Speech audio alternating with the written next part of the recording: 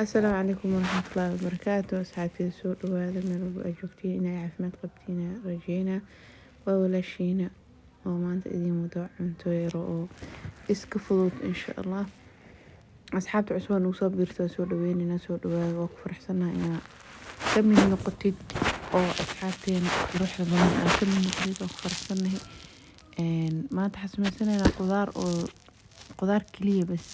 hilib la'aan ama ku cashay ama ku quraaca ama ku qadiyo wax walba gasho marka ila socda insha Allah marka soo sameeyo isla arki doonaa. marka ugu horeysa saliida dabka soo saartay kadibna waxa ku soo ridanaa bintijan ama binkijan taqaanid qof walba soo u dhihi karo. marka soo dubo kadib hadana baradhada soo dubaya baradhadeen caadiga ahayd kadib hadana marka soo dubo waxa soo dubanaa bocor cadda qiyaas soo jarjarta xabiiris ee soo dubay sidoo kale karoota soo dubanaya intaas marka soo dubo oo ka soo dhamaado waxa dib ka soo saarana digsiga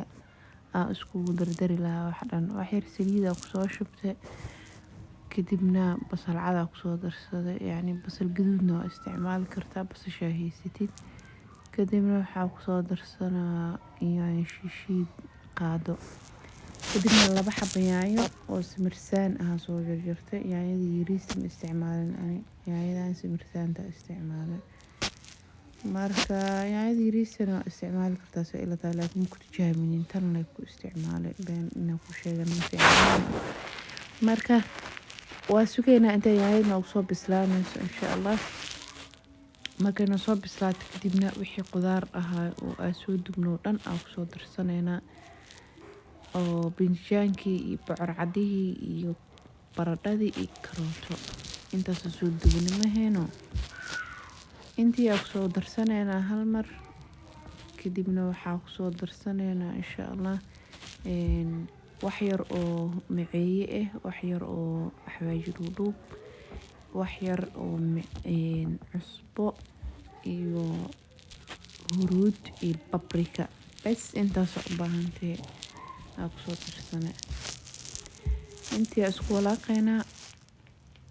qaadada soo dhaxmarinayna kadibna barbarooni hadana ku soo darsanayna